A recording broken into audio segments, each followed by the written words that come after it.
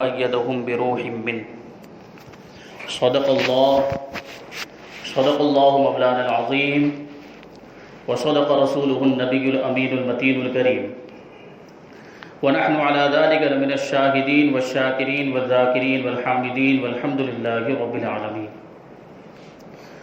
آئیے ہم اور آپ سب سے پہلے حضور سرور کائنات، فخر موجودات، باعث تخلیق کائنات، احمد مجتبی محمد مصطفیٰ صلی اللہ علیہ وسلم کی بارگاہ بےکس پناہ میں جھوم جھوم کر درود و سلام کا نذرانہ عقیدت پیش کریں اور پڑھیں اللہم صلی علی سیدنا و مولانا محمد معدن الجود والکرم وآلہ الکرام وابنہ الکریم وبارک وسلم صلاۃ و سلام علیک یا رسول اللہ صلی اللہ تعالی علیہ وسلم۔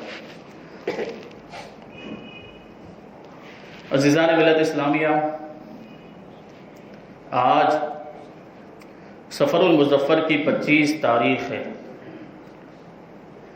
اور آج ہی اعلیٰ حضرت امام عشق و محبت امام احمد رضا خان فاضل بریلوی رضی اللہ تعالیٰ عنہ کا عرس آتا ہے۔ اسی مناسبت سے آج ہم انشاءاللہ تبارک و تعالیٰ اعلیٰ حضرت فاضل بریلوی رضی اللہ تعالیٰ عنہ کا تذکرہ کرنے کی سعادت حاصل کریں گے۔ اللہ تبارک و تعالیٰ کی بارگاہ میں دعا ہے کہ مجھے حق کہنے، آپ کو حق کو سننے اور ہم سب کو حق پر عمل کرنے کی توفیق عطا فرمائے۔ اعلیٰ حضرت رضی اللہ تعالیٰ عنہ کی شخصیت بہت ہی بلند و بالا شخصیت ہے۔ اللہ تبارک و تعالیٰ نے آپ کو مجددیت کا مرتبہ عطا فرمایا تھا۔ اللہ کے رسول صلی اللہ علیہ وسلم حدیث پاک میں ارشاد فرماتے ہیں ان اللہ یبعث لہذہ الامہ علی رأس کل مئۃ من یجدد لہا دینہا، کہ اللہ تبارک و تعالی ہر 100 سال پر اس امت کے لیے ایک ایسے شخص کو بھیجتا ہے جو دین کی تجدید کرتا ہے، جو سنتیں مردہ ہو چکی ہوتی ہیں ان سنتوں کو زندہ کرتا ہے۔ شان رسالت پر حملے ہو رہے ہوتے ہیں تو وہ ان حملوں کا جواب دیا کرتا ہے۔ تو بالکل ایسا ہی ماحول تھا ہندوستان کے اندر، شان رسالت پر حملے ہو رہے تھے، ناموس رسالت پر حملے ہو رہے تھے، اللہ کے رسول صلی اللہ علیہ وسلم کی شان میں گستاخیاں کی جا رہی تھی، لوگوں کے ایمان کو چھیننے کی کوششیں کی جا رہی تھی، لوگوں کے دلوں سے اسلام کی محبت کو نکالنے کی کوششیں کی جا رہی تھی۔ ایسے موقع پر اللہ تبارک و تعالیٰ نے ہمیں امام احمد رضا خان جیسا مجدد عطا فرمایا، جس نے سارے گستاخان رسولوں کے حملوں کا جواب دیا، شان رسالت میں گستاخیاں کرنے والے، اللہ کے رسول صلی اللہ علیہ وسلم کی شان میں توہین کرنے والے لوگوں کو اپنی تحریر کے ذریعے سے، اپنے قلم کے ذریعے سے، اپنی کتابوں کے ذریعے سے اور اپنے شاگردوں کے ذریعے سے جواب دیا ہے۔ تو یہ شان ہے امام احمد رضا خان فاضل بریلوی رضی اللہ تعالیٰ عنہ کی کہ اس طریقے سے انہوں نے معمولات اہل سنت کی حفاظت کا فریضہ انجام دیا۔ آج جو ہم ہر جگہ پر سنیت کی بہاریں دیکھ رہے ہیں، آج یہ جو میلاد و فاتحہ کی رونقیں ہم دیکھتے ہیں، یہ جو ہماری مبارک محفلیں یہ جو منعقد ہو رہی ہیں، عشق رسول کے ہر جگہ پر چرچے ہو رہے ہیں، یہ امام احمد رضا خان کی دین ہے، یہ فاضل بریلوی کی دین ہے، یہ اعلیٰ حضرت کا صدقہ ہے کہ آج یہ معمولات اہل سنت کو ہم اس طریقے سے کھلے عام کرتے ہوئے نظر آ رہے ہیں۔ یہ میلاد و فاتحہ پر بھی ان لوگوں نے حملے کیے تھے اور مولود شریف کی محفلوں پر بھی ان لوگوں نے حملے کیے تھے، بزرگان دین کے تصرفات کا انہوں نے انکار کیا تھا، بزرگان دین اولیاء اکرام کی کرامتوں کا انہوں نے انکار کیا تھا، مزارات پر جانے کو ان لوگوں نے ناجائز قرار دیا تھا۔ ان ساری چیزوں کو اعلیٰ حضرت امام احمد رضا خان نے کتاب و سنت کی روشنی میں ثابت کیا کہ یہ کام ناجائز نہیں ہے بلکہ یہ کام ثواب کے کام ہے۔ یہ اعلیٰ حضرت فاضل بریلوی رضی اللہ تعالیٰ عنہ کی زندگی کا مقصد تھا، پوری زندگی ناموس رسالت پر پہرا دیتے رہے، گستاخان رسول کو جواب دیا اور اللہ کے رسول صلی اللہ علیہ وسلم کی شان میں توہین کرنے والوں کا قیلہ قمع فرمایا۔ اب مختصر طور پہ آپ جو ہے اعلیٰ حضرت رضی اللہ تعالیٰ عنہ کی ابتدائی زندگی کا جائزہ لیں۔ آپ اپنے اعلیٰ حضرت رضی اللہ تعالیٰ عنہ کے خاندان کو دیکھیں۔ آپ کا جو خاندان یہ افغانستان کے شہر قندھار سے تعلق رکھتا تھا۔ آپ کا مختصر سلسلہ نسب اس طریقے سے ہے، اعلیٰ حضرت رضی اللہ تعالیٰ عنہ یہ بیٹے ہیں علامہ نقی علی خان کے، وہ بیٹے ہیں علامہ رضا علی خان کے، وہ بیٹے ہیں حضرت مولانا حافظ کاظم علی خان کے، اور وہ بیٹے ہیں حضرت شاہ محمد اعظم خان کے، اور وہ بیٹے ہیں حضرت سعادت یار خان کے، اور وہ بیٹے ہیں حضرت محمد سعید اللہ خان کے۔ تو یہ سلسلہ مختصر، یہ حضرت جو سعید اللہ خان تھے جو اعلیٰ حضرت کے آبا و اجداد میں شمار ہوتے ہیں، یہ ملک افغانستان کے شہر قندھار میں رہتے تھے، اور مغلیہ دور حکومت میں یہ لاہور تشریف لائے، اور آپ کو بڑے بڑے عہدے دیے گئے، اس وقت بڑے بڑے عہدوں پر آپ فائز ہوئے۔ لاہور کا جو شیش محل ہے وہ حضرت محمد سعید اللہ خان کی جاگیر میں تھا، آپ کو بڑے بڑے عہدے اس زمانے میں ملے تھے، اور جب آپ دہلی تشریف لائے تو شش ہزاری کا عہدہ آپ کے حوالے کیا گیا۔ یہ شش ہزاری کا عہدہ کیا ہوتا ہے؟ وہ سپہ سالار ہوتا ہے شش ہزاری کے عہدے پر فائز، جس کے ماتحت 6000 فوجی ہمیشہ رہا کرتے ہیں، اور حکومت مغلیہ کی طرف سے آپ کو شجاع جنگ کا لقب دیا گیا تھا۔ پھر ان کے بیٹے حضرت سعادت یار خان، ان کو حکومت مغلیہ کی طرف سے روہیل کھنڈ کے علاقے میں جنگ کرنے کے لیے بھیجا گیا۔ جب جنگ میں فتح حاصل ہو گئی تو شاہی فرمان آیا کہ آپ کو اس علاقے کا صوبے دار بنا دیا گیا، سی ایم بنا دیا گیا، لیکن اتفاق سے آپ کے وصال کا وقت قریب آ گیا تھا تو آپ اس عہدے کو قبول نہ کر سکے۔ پھر ان کے بیٹے حضرت شاہ محمد اعظم خان، یہ سب سے پہلے بریلی تشریف لائے۔ یہ بریلی تشریف لانے والوں میں اعلیٰ حضرت کے آبا و اجداد میں سب سے پہلے بزرگ ہیں۔ یہ بریلی تشریف لائے، اس سے پہلے یہ حکومت کے عہدۂ وزارت پر فائز تھے، لیکن امور سلطنت سے آپ نے کنارہ کشی اختیار کر لی، اور سارے جو عہدے تھے وہ چھوڑ دیے، اور بریلی شریف میں ترک دنیا کر کے بریلی شریف کے محلہ معماران میں آپ مقیم ہو گئے۔ وہیں پر آپ کا مزار آج بھی موجود ہے، اور بڑے بڑے اولیاء کرام میں باکرام اولیاء کرام میں آپ کا شمار ہوتا تھا۔ پھر ان کے بیٹے حضرت مولانا کاظم علی خان، یہ بدایوں شہر کے تحصیلدار تھے۔ یہ عہدہ آج کے زمانے میں جو ڈی ایم ہوتا ہے اس کے برابر تھا، اور ہر وقت آپ کی خدمت کے لیے 200 سوار حاضر رہا کرتے تھے، اور 8 گاؤں حکومت کی طرف سے آپ کی جاگیر میں دیے گئے تھے۔ ان کے بیٹے حضرت مولانا رضا علی خان، جو اعلیٰ حضرت رضی اللہ تعالیٰ عنہ کے دادا ہیں، جو قطب الوقت کہلاتے تھے، جو اپنے زمانے کے اولیاء کرام کے سردار تھے، اور بڑے باکرامت بزرگ تھے، تصوف میں انتہائی اعلیٰ مقام رکھتے تھے، متقی اور پرہیزگار تھے، اور آپ سے پہلے جو آپ کے خاندان کے بزرگ تھے وہ پہلے شروع میں حکومت کے عہدوں کو قبول کرتے، پھر حکومت سے کنارہ کش ہو کر اللہ کی عبادت اور ریاضت میں مشغول ہو جایا کرتے تھے، لیکن علامہ رضا علی خان سے آپ کے خاندان کے اندر حکمرانی کا رنگ ختم ہو گیا، اور اللہ تبارک و تعالیٰ کی عبادت کا رنگ غالب آ گیا۔ علامہ رضا علی خان اپنے وقت کے بہت بڑے باکرامت بزرگ تھے۔ آپ کی کرامت بڑی مشہور ہے کہ ایک مرتبہ غیر مسلموں کے تہوار ہولی کے دن آپ باہر تشریف لے گئے، اپنے مریدوں کے ساتھ، اپنے چاہنے والوں کے ساتھ تھے، بریلی شریف کی ایک گلی سے گزر رہے تھے کہ کسی غیر مسلم عورت نے آپ پر رنگ ڈال دیا اپنے مکان کی چھت پر سے، تو آپ کو جلال آ گیا۔ اسی جلال کے عالم میں ارشاد فرمایا کہ اے خاتون، تو نے مجھے رنگا ہے، جہاں اللہ تبارک و تعالیٰ بھی تجھے رنگ دے۔ اب جو مریدین تھے وہ سمجھ رہے تھے کہ حضرت نے فرمایا ہے، اس کا مطلب یہ ہوگا کہ ابھی یہ عورت اپنی گھر کی چھت سے گر جائے گی اور گر کر مر جائے گی، اور اپنے خون میں رنگین ہو جائے گی۔ لیکن اللہ تبارک و تعالیٰ کے جو اولیاء کرام ہوتے ہیں ان کے الفاظ کی تاثیر کچھ اور ہی ہوتی ہے۔ تھوڑی دیر ہی گزری تھی کہ وہ عورت اپنے گھر سے نیچے اتری اور حضرت کے قدموں میں حاضر ہو کر اسلام کے دائرے میں داخل ہو گئی، کلمہ پڑھ کے مسلمان ہو گئی، اور لوگوں نے اپنے ماتھے کی آنکھوں سے دیکھا کہ اللہ تبارک و تعالیٰ نے کس طریقے سے اپنے نیک بندے کے الفاظ کو ثابت فرما دیا، اور اس عورت کو ایمان اور اسلام کے رنگ میں رنگ دیا۔ یہ اعلیٰ حضرت کے دادا، ان کے بیٹے علامہ نقی علی خان رضی اللہ تعالیٰ عنہ، یہ بھی بہت بڑے عالم دین اور ولی کامل تھے، اور اپنے وقت کے بہت بڑے بزرگ تھے، اللہ کے نیک بندوں میں آپ کا شمار ہوتا تھا۔ آپ کرامتوں کے ذریعے سے بزرگوں کی زندگی کا اندازہ لگایا جاتا ہے۔ 1857 کی جو جنگ ہوئی ہے جسے انقلاب کہا جاتا ہے، اس وقت بریلی شریف میں اس جنگ کی جو نمائندگی تھی وہ علامہ نقی علی خان فرما رہے تھے۔ سارے انتظامات آپ کے گھر میں ہوتے تھے، ساری جو میٹنگیں ہوتی تھیں، مجلسیں ہوتی تھیں، مشورے اور فیصلے ہوتے تھے، وہ علامہ نقی علی خان کے گھر میں ہوا کرتے تھے۔ تو تیاریاں شروع تھی جنگ کی، انقلاب 1857 کی تیاریاں ہو رہی تھی، سارے ہتھیار اور جو کچھ بھی تھا وہ علامہ نقی علی خان کے گھر میں لا کر چھپائے گئے تھے۔ کسی نے جاسوسی کر دی، انگریزوں سے جا کر کہہ دیا کہ یہ جو مولانا نقی علی خان ہیں ان کے گھر میں ساری تیاریاں ہو رہی، ان کو گرفتار کر لیا جائے۔ چنانچہ انگریز آپ کی تلاش و جستجو میں گھومنے لگ گئے۔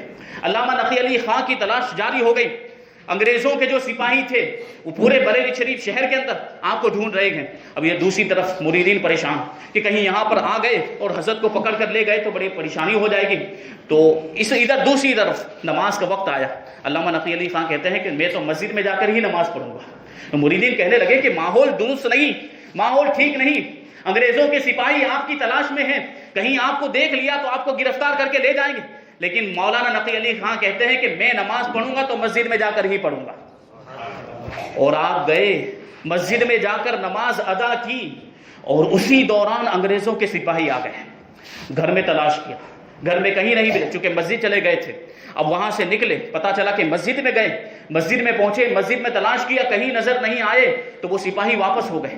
اب مریدین حیران و پریشان کہ حضرت تو مسجد میں ہیں اور یہ لوگ مسجد میں گئے، اس کے باوجود ان کو نظر نہیں آئے.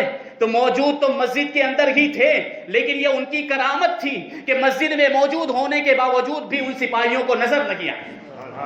یہ مولانا نقی علی خان رضی اللہ تعالیٰ عنہ کی کرامت تھی. انہی کے خاندان میں 10 شوال المکرم ہجری 1372 میں 14 جون 1856 اعلیٰ حضرت امام احمد رضا خان فاضل بریلوی رضی اللہ تعالیٰ عنہ جو ہے کہ بریلی شریف کے محلہ جسولی کے اندر پیدا ہوئے. اور آپ کا جو پیدائشی نام تھا وہ محمد رکھا گیا، جو تاریخی نام تھا وہ المختار رکھا گیا. بعد میں آپ کے دادا نے آپ کا نام احمد رضا رکھا اور اسی نام سے آپ کی شہرت ہو گئی.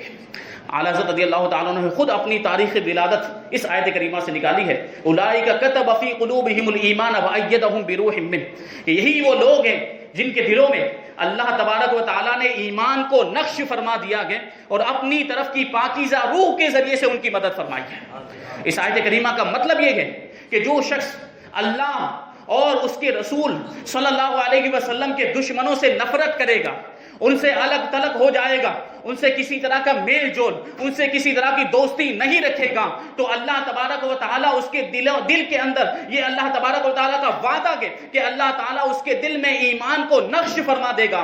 اور ہر کوئی جانتا ہے، چاہے وہ غیر ہو یا اپنا ہو، وہ ہر کوئی جانتا ہے کہ اعلیٰ حضرت رضی اللہ تعالیٰ عنہ کی ذات اللہ اور اس کے رسول کے دشمنوں سے ہمیشہ بیزار رہی. اور آپ نے ہمیشہ ان سے بیزاری کا اعلان کیا، لا تعلقی کا اعلان کیا، آپ ہمیشہ ان سے متنفر رہے. اس لیے یہ کہنا درست ہوگا کہ اعلیٰ حضرت رضی اللہ تعالیٰ عنہ اللہ تبارک و تعالیٰ کے ان خاص بندوں میں سے تھے جن کے دلوں میں اللہ تبارک و تعالیٰ نے ایمان کو نقش فرما دیا تھا.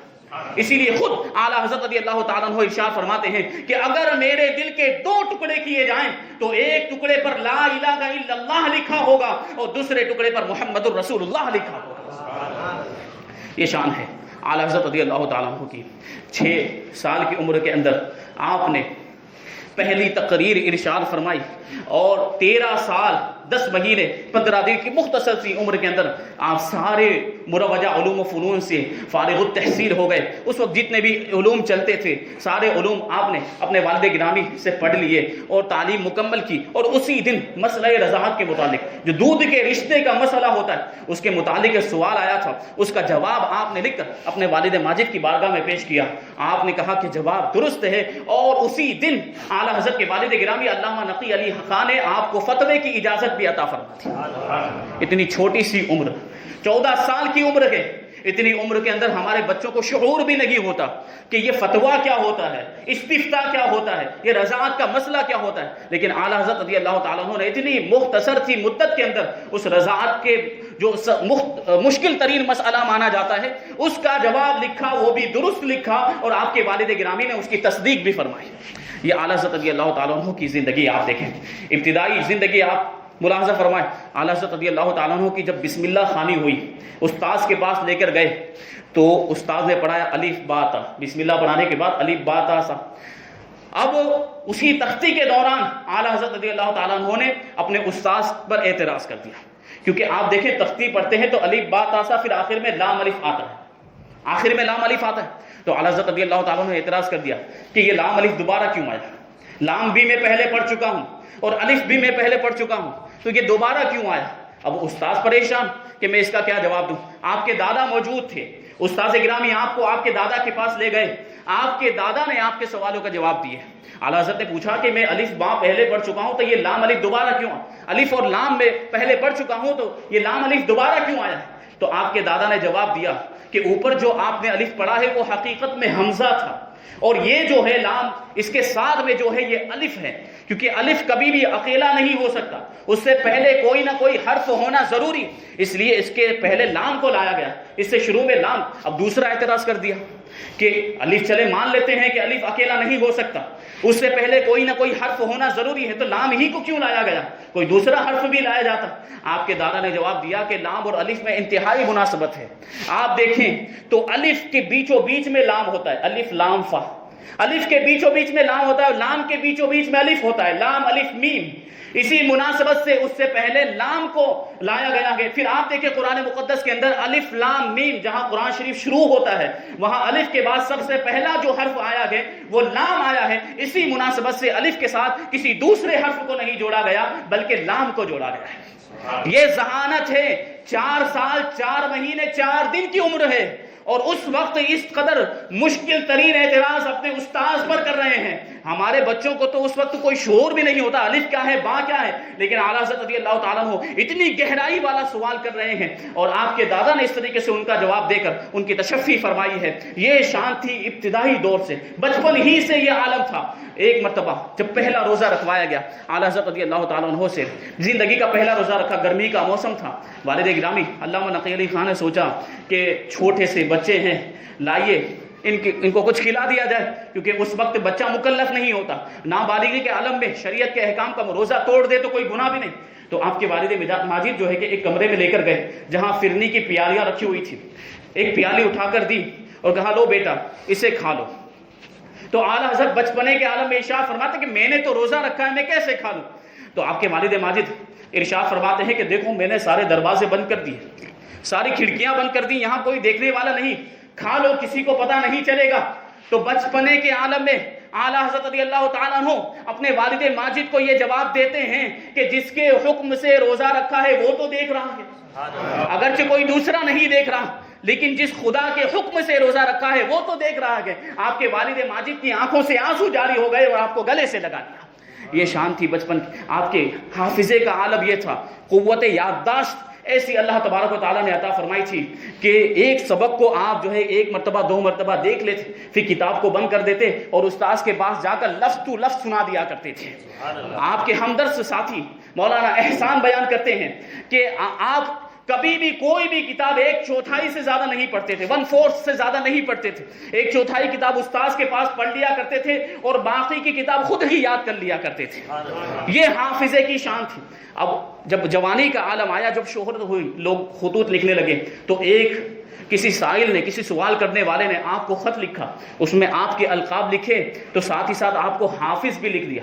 اس وقت تک اعلیٰ حضرت رضی اللہ تعالیٰ عنہ حافظ نہیں ہوئے تھے، تو آپ نے ان کے گمان کو، یہ ان کا گمان تھا کہ اعلیٰ حضرت رضی اللہ تعالیٰ عنہ حافظ قرآن بھی ہوں گے، تو ان کے گمان کو سچ ثابت کرنے کے لیے آپ نے قرآن کو حفظ کر لیا، اور رمضان المبارک کے مختصر عرصے کے اندر آپ نے قرآن مجید کو حفظ کر لیا ہے۔ شان یہ تھی کہ رمضان کا مہینہ شروع ہوا، مغرب کے بعد تھوڑی دیر کے لیے، کم سے کم آدھا گھنٹہ کے لیے آپ قرآن مقدس کھول کر دیکھ لیا کرتے تھے، اور پھر اسی کو تراویح میں کھڑے ہو کر سنا دیا کرتے تھے۔ یہ حافظے کا عالم تھا۔ اللہ تبارک و تعالیٰ نے مجددیت کے درجے پر فائز کیا تھا، تو ذہن بھی ایسا ہونا چاہیے، حدیثوں کو یاد کرنے کے لیے، قرآن کی تفسیر کو یاد کرنے کے لیے۔ ظاہر سی بات ایسے حافظے کی ضرورت، علماء کرام کے اقوال کو، فقہاء اعظام کی باتوں کو، ان کی عبارتوں کو یاد کرنے کے لیے ایسے ذہن کی ضرورت تھی، اور اللہ تبارک و تعالیٰ نے ایسا ذہن اعلیٰ حضرت رضی اللہ تعالیٰ عنہ کو عطا فرمایا تھا۔ اسی کے ذریعے سے پوری زندگی اعلیٰ حضرت رضی اللہ تعالیٰ عنہ دین متین کی خدمت کرتے رہے، اور اصل متقی و پرہیزگار وہ ہوتا ہے، اصل بڑا مرتبے والا وہ ہوتا ہے جو اپنے گھر والوں کے نزدیک، اپنے محلے والے کے نزدیک متقی و پرہیزگار ہو۔ ایک واقعہ بیان کیا جاتا ہے کہ ایک حاجی صاحب تھے جن کا نام محمد شاہ تھا، محمد شاہ خان حاجی صاحب۔ یہ بڑے زمیندار تھے، دیندار تھے۔ ایک مرتبہ اعلیٰ حضرت رضی اللہ تعالیٰ عنہ کے گھر میں جھاڑو دے رہے تھے، اور یہ اعلیٰ حضرت کے مرید تھے، جھاڑو دے رہے تھے۔ تو یہ سید ایوب خان بیان کرتے ہیں کہ ہم نے دیکھا کہ حاجی صاحب جھاڑو دے رہے ہیں اعلیٰ حضرت رضی اللہ تعالیٰ عنہ کے گھر میں، آپ کے مکان کے اندر۔ تو ہمیں یہ بات گوارا نہ ہوئی کہ ایک دیندار حاجی صاحب ہیں، ایک بڑے زمیندار ہیں، وہ اس طریقے سے اعلیٰ حضرت کے گھر میں جھاڑو دے رہے ہیں۔ ہم نے جو ہے کہ ان کے ہاتھ میں سے جھاڑو لینی چاہیے کہ لائیے ہمیں دے دیجئے کہ ہم جھاڑو لگا دیں، تو وہ حاجی صاحب جواب دیتے ہیں کہ نہیں، میں جھاڑو تو میں ہی لگاؤں گا، اور فرمانے لگے کہ یہ میرے لیے بڑی فخر کی بات ہے، بڑے فخر کی بات ہے کہ میں اپنے پیر و مرشد کے گھر میں جھاڑو کشی کا شرف حاصل کروں، اپنے پیر و مرشد کے گھر میں جھاڑو لگانے کی فضیلت مجھے حاصل ہو جائے۔ اور پھر آگے فرماتے ہیں کہ میں نے اعلیٰ حضرت کے بچپن کو بھی دیکھا ہے، میں نے ان کی جوانی کو بھی دیکھا ہے، اور بڑھاپے کو بھی دیکھ رہا ہوں، اور میں نے انہیں بچپن ہی سے متقی ہو پرہیزگار پایا ہے، شریعت کا پابند پایا ہے۔ جو بڑھاپے میں تو ہر کوئی آ کر بزرگ بن جاتا ہے، بڑھاپے میں آنے کے بعد تو ہر کوئی نیک بن جاتا ہے، حقیقت میں نیک اور متقی پرہیزگار ہوگے جو بچپن سے شریعت کی پابندی کرتا ہو، اور حقیقت میں کمال تو یہ ہے کہ جو اپنے گھر والوں اور اپنے محلے والوں کے نزدیک بھی متقی ہو، پرہیزگار ہو اور بڑے مرتبے والا ہو۔ تو یہ شان تھی اعلیٰ حضرت رضی اللہ تعالیٰ عنہ کی۔ پوری زندگی آپ نے ناموس رسالت کی حفاظت کرتے ہوئے گزار دی، گستاخان رسول کا جواب دیتے ہوئے گزار دی، معمولات اہل سنت کو ثابت کرتے ہوئے آپ نے پوری زندگی گزار دی ہے۔ یہ جو آج ہم اہل سنت و جماعت کے جو معمولات، آج جو مزارات پر حاضری دی جاتی ہے، وہاں پر پھول چڑھائے جاتے، وہاں پر چادریں چڑھائی جاتی، فاتحہ پڑھا جاتا ہے، عید میلاد کی محفلیں کی جاتی، عید میلاد کا جلوس نکالا جاتا ہے، مولود شریف کی محفلیں کی جاتی ہیں، اور یہ ساری جو سنیت کی بہاریں ہیں، یہ سب اعلیٰ حضرت رضی اللہ تعالیٰ عنہ نے اپنی تحریر و قلم کے ذریعے سے ثابت کر دیا ہے کہ یہ سب جائز ہے اور ثواب کے کام ہے، اس میں سے کوئی بھی ناجائز کام نہیں ہے۔ یہ اعلیٰ حضرت کا صدقہ ہے۔ اگر اعلیٰ حضرت رضی اللہ تعالیٰ عنہ نہ ہوتے تو پتہ نہیں ہم کہاں ہوتے۔ آج ہم بھی خدا نخواستہ میلاد و فاتحہ کا انکار کر رہے ہوتے، خدا نخواستہ ہم بھی اولیاء کرام کی تصرفات اور ان کی کرامتوں کا انکار کر رہے ہوتے۔ یہ اعلیٰ حضرت کا صدقہ ہے کہ انہوں نے یہ ساری چیزوں کو قرآن و حدیث کے ذریعے سے ثابت کر کے ہمارے معمولات کو اس طریقے سے محفوظ کر دیا کہ آج بھی ہم اس پر عمل کر رہے ہیں اور بڑی ڈنکے کی چوٹ پر عمل کر رہے ہیں۔ یہ اعلیٰ حضرت رضی اللہ تعالیٰ عنہ کا احسان، پوری زندگی احیاء سنت کرتے ہوئے گزار دی، سنتوں کو زندہ کرتے ہوئے گزار دی۔ آپ کی زندگی کا مقصد ہی یہ تھا کہ لوگ سنتوں پر عمل کریں، لیکن آج ہمارا حال کیا ہے کہ سنتیں تو درکنار، ہم فرض کو بھی چھوڑ دیتے ہیں، ہم واجب کو بھی چھوڑ دیتے ہیں۔ مجدد جو مردہ سنتیں ہوتی ہیں ان کو زندہ کرنے کے لیے آتا ہے، لیکن سنتیں تو درکنار، ہم نمازیں بھی چھوڑتے ہوئے نظر آتے ہیں۔ ہمارے بہت سے ایسے نوجوان ہوں گے جو رمضان میں روزے بھی چھوڑتے ہوئے نظر آتے ہیں۔ یہ معاملہ ہو گیا، ہم نے اللہ کے رسول صلی اللہ علیہ وسلم کے طریقے کو چھوڑ دیا، ان کی سنتوں کو چھوڑ دیا۔ اسی لیے تو شاعر نے کہا تھا کہ طریقہ مصطفیٰ کو چھوڑنا ہے وجہ بربادی، اسی سے قوم ہوئی ہے دنیا میں بے اقتدار اپنی۔ آج جو دنیا میں مسلمانوں کے ساتھ سلوک کیا جا رہا ہے، جو سوتیلا برتاؤ کیا جا رہا ہے، جو ظلم و ستم کے پہاڑ توڑے جا رہے ہیں، جو مسلمانوں کا قتل عام ہو رہا ہے، مسلمانوں کا خون بہایا جا رہا ہے، چاہے وہ کشمیر کے اندر ہو، چاہے ملک شام کے اندر ہو، چاہے لیبیا کے اندر ہو، چاہے دوسرے فلسطین کے اندر، جہاں بھی مسلمانوں پر ظلم و ستم ہو رہا ہے، اس کی سب سے بڑی بنیادی وجہ یہ ہے کہ ہم نے اپنے رسول کے طریقے کو چھوڑ دیا، ہم اسلام سے دور ہوتے ہوئے جا رہے ہیں، ہم خدا سے غافل ہوتے ہوئے جا رہے ہیں۔ آج ضرورت ہے اس بات کی کہ ہم اسلام سے قریب ہو جائیں، اللہ کے رسول کے طریقے سے قریب ہو جائیں، حضور کی سنتوں کو اپنائیں، فرائض پر عمل کریں، واجبات پر عمل کریں، شریعت پر عمل کریں۔ جس دن ہم اس پر عمل کریں گے، اللہ کے رسول کی سنتوں پر عمل کریں گے، فرائض و واجبات پر عمل کریں گے، شریعت پر عمل کریں گے، تو ہمارا کھویا ہوا وقار اللہ تبارک و تعالی ہمیں دوبارہ عطا فرما دے گا، ہماری کھوئی ہوئی عزت اللہ تبارک و تعالی ہمیں دوبارہ عطا فرما دے گا۔ پھر کسی کے اندر یہ مجال نہیں ہوگی کہ ہمیں آنکھ اٹھا کر بھی دیکھ سکے، کیونکہ مومن کے پاس سب سے بڑی جو طاقت ہوتی ہے وہ عشق رسول کی طاقت ہوتی ہے، ایمان کی مضبوطی یہ عشق رسول کے ذریعے سے حاصل ہوتی ہے، اور اسی کو چھیننے کی کوشش کی جا رہی ہے۔ آج ضرورت ہے کہ ہم اللہ کے رسول صلی اللہ علیہ وسلم کے قدموں سے وابستہ ہو جائیں، کہ اللہ کے رسول کی ذات ہی ہمارے لیے مرکز اور سینٹر کی حیثیت رکھتی ہے۔ ہم اگر اس سے دور ہو جائیں گے تو تباہ و برباد ہو جائیں گے۔ ہم اپنی زندگی چاہتے ہیں، ہم اپنا وقار چاہتے ہیں، تو اللہ کے رسول کے قدموں سے وابستہ ہونا پڑے گا۔ اس کی مثال میں آپ سمجھیں کہ پرانے زمانے میں جو چکی ہوتی تھی، جس کے دو پٹ ہوتے تھے، پتھر کے دو پٹ ہوتے، اس میں بیچ میں ایک لکڑی ہوا کرتی تھی، اور اس پر وہ دوسرا پٹ رکھ کے اسے گھما دیا جاتا، اس میں دانے ڈالے جاتے تھے۔ اب آپ دیکھیں، غور کریں، جن لوگوں نے وہ چکی دیکھی ہوگی، تو جو بھی دانے ان دو پٹ کے درمیان آتے تھے وہ پس کر آٹا بن جایا کرتے تھے، لیکن کچھ دانے ایسے ہوتے تھے جو لکڑی سے چمٹ جاتے تھے، لکڑی سے چپک جاتے تھے، وہ پٹ کے درمیان نہیں آنے پاتے، وہ محفوظ رہتے تھے، وہ پستے نہیں تھے، وہ آٹا نہیں بنتے تھے۔ بلا تمثیل کہنا چاہتا ہوں کہ اللہ کے رسول صلی اللہ علیہ وسلم کی ذات بھی ہمارے لیے اس لکڑی کی طرح ہے، اس مرکز کی طرح ہے، اس قطب کی طرح ہے۔ جب تک ہم اللہ کے رسول کی ذات کے ساتھ وابستہ رہیں گے ہمارا کوئی بھی کچھ بھی نہیں بگاڑ سکتا ہے، لیکن جب ہم اللہ کے رسول کی ذات سے دور ہو جائیں گے تو ہم دشمنوں کی چکی کے پٹوں کے درمیان اسی طریقے سے پیسے جائیں گے اور اسی طریقے سے ہم پر ظلم و ستم کیا جاتا رہے گا۔ تو اگر ہم چاہتے ہیں کہ ہمارا وقار ہمیں مل جائے تو ہمیں اللہ کے رسول کی ذات سے وابستہ ہونا پڑے گا اور آپ کی سنتوں کو اپنانا پڑے گا، شریعت پر عمل کرنا پڑے گا۔ یہی اعلیٰ حضرت رضی اللہ تعالیٰ عنہ کی زندگی کا پیغام ہے اور یہی ایک میسج ہے جو اعلیٰ حضرت رضی اللہ تعالیٰ عنہ کی زندگی سے ہمیں ملتا ہے۔ آج دیکھیں ہماری بہر عربی کا عالم یہ ہو گیا کہ ہم دوسروں کے تہوار مناتے ہوئے نظر آتے ہیں۔ آج دیکھیں ہولی مناتے ہوئے ہمارے نوجوان مسلمان بھائی ہولی مناتے ہوئے نظر آتے ہیں، دیوالی مناتے ہوئے نظر آتے ہیں، ہندوؤں کے جو مذہبی تہوار ہیں وہ مناتے ہوئے نظر آتے ہیں۔ تو کیا ہمارے پاس تہوار نہیں ہے؟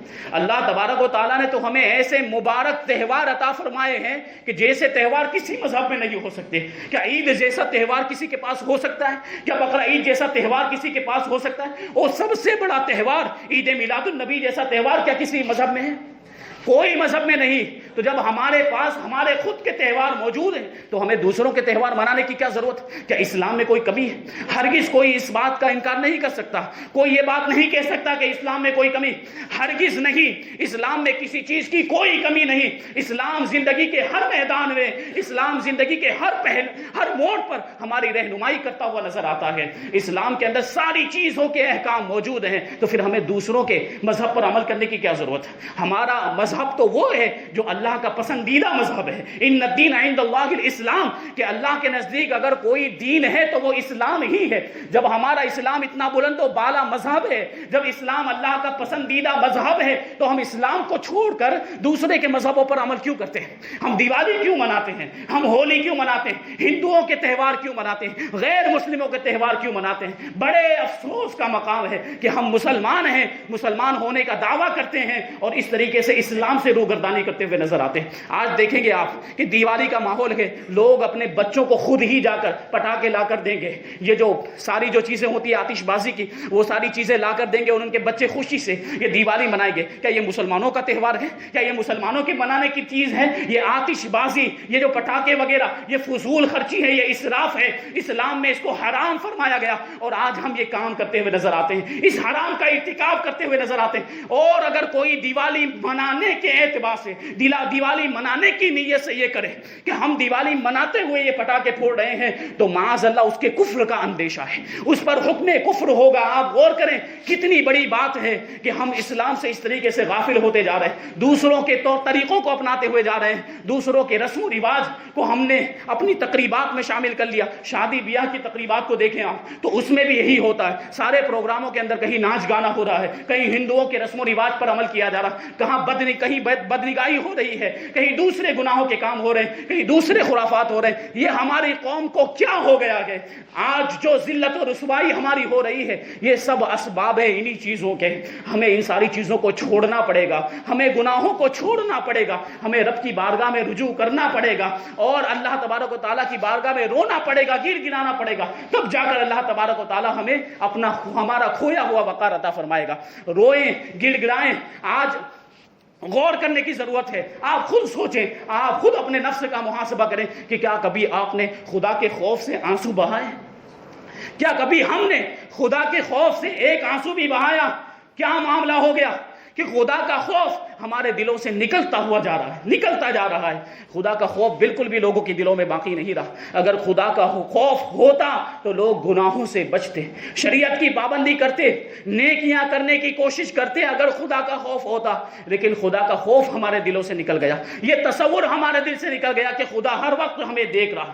اگر یہ تصور ہوتا کہ خدا ہر وقت ہمیں دیکھ رہا تو ہم کبھی بھی گناہ نہیں کرتے، نہ ظاہری طور پر گناہ کرتے، نہ تنہائی میں گناہ کرتے۔ بڑے افسوس کا مقام ہے۔ خدا کی یاد میں آنسو بہائیں، خدا کے خوف سے آنسو بہائیں کہ خدا کی یاد میں بہا ہوا، خدا کے خوف سے بہا ہوا ایک آنسو ہمیں جہنم سے آزادی دلا سکتا ہے اور جنت کا پروانہ بھی دلا سکتا ہے۔ ایک شخص، روایتوں میں آیا گیا کہ ایک شخص قیامت کے دن اللہ تبارک و تعالیٰ کی بارگاہ میں لایا جائے گا، اس کا نامہ اعمال اس کے ہاتھ میں دیا جائے گا، تو اس میں بہت سارے گناہ دیکھے گا، تو وہ کہے گا، خدا کی بارگاہ میں عرض کرے گا کہ یہ گناہ تو میں نے نہیں کیے، تو اللہ تبارک و تعالیٰ ارشاد فرمائے گا کہ ان گناہوں پر میرے پاس مضبوط گواہ ہیں۔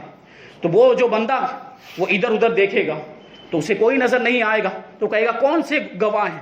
تو اللہ تبارک و تعالیٰ اس کے جسم کے اعضاء کو گواہی دینے کا حکم دے گا۔ تو اس کے کان گواہی دیں گے کہ اس نے ہمارے ذریعے سے حرام کو سنا تھا اور ہم اس کے گواہ ہیں۔ اس کی آنکھیں گواہی دیں گی کہ اس نے ہمارے ذریعے سے حرام چیز کو دیکھا تو اور ہم اس پر گواہ ہیں۔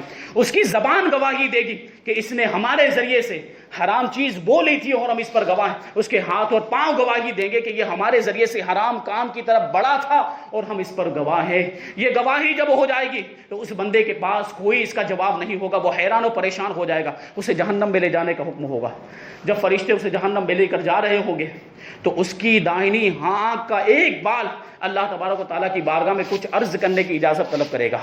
اجازت ملنے کے بعد وہ آنکھ کا بال اللہ تبارک و تعالیٰ کی بارگاہ میں عرض کرے گا کہ اے پروردگار عالم، کیا تو نے یہ ارشاد نہیں فرمایا کہ میرا جو بھی بندہ میرے خوف سے روئے اور اپنے آنسوؤں کے ذریعے سے اگر اپنے کسی بال کو ترک کر دے گا تو میں اس کے گناہوں کو بخش دوں گا؟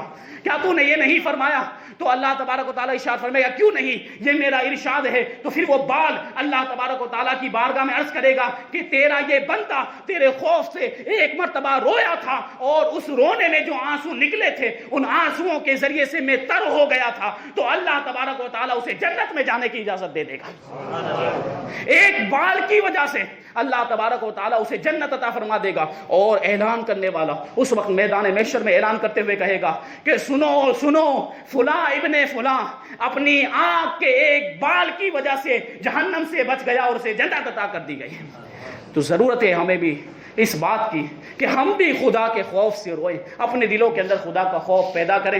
آج جو ظلم و ستم ہو رہا ہے اس ظلم و ستم سے اگر ہم بچنا چاہتے ہیں، عزت و وقار چاہتے ہیں، تو دل میں عشق رسول پیدا کریں، ایمان کی مضبوطی پیدا کریں، فرائض و واجبات پر عمل کے ساتھ ساتھ سنتوں پر بھی عمل کریں، اللہ کے رسول صلی اللہ علیہ وسلم کی ذات سے وابستہ ہو جائیں، تو اللہ کی بارگاہ سے امید ہے کہ وہ ہمیں ہمارا کھویا ہوا وقار اور عزت دوبارہ عطا فرما دے گا۔ اللہ تبارک و تعالیٰ کی بارگاہ میں دعا ہے کہ ہمیں آپ کو ہم سب کو جو کچھ بھی بیان ہوا اس پر عمل کرنے کی توفیق عطا فرمائے۔ وما علینا الا البلاغ۔ السلام علیکم۔